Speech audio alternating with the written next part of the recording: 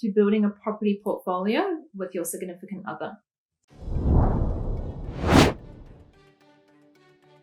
Tip number 1 is all about getting on the same page. And for me, getting on the same page is all about, having consistent goals or aligned goals to think about. That real purpose, that why. When you have consistent goals and you think about these end results or outcomes together, it really helps you in terms of pushing and motivating each other along the way.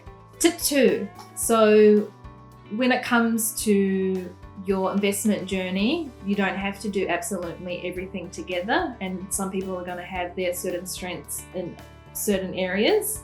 So the quote, divide and conquer, is a great quote to use in this scenario.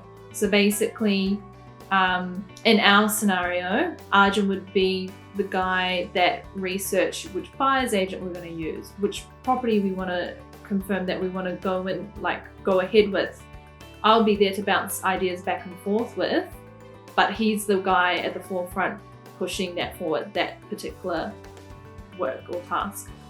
My side was finance, or helping out with, I have a finance background, so I understand lending and things like that, but not everyone does lending.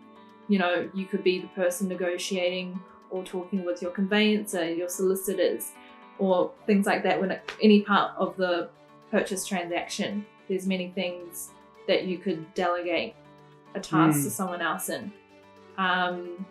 So delegation in order to divide and conquer.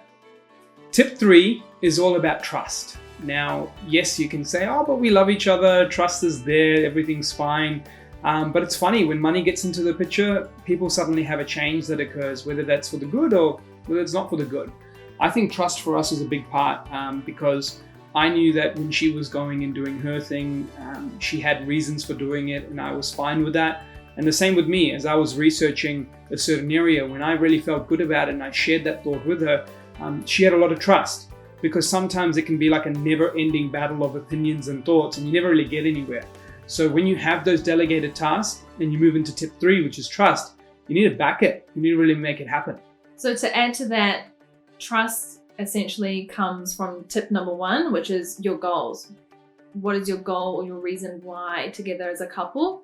That will make it easier for the trust part, because you're in it as a team.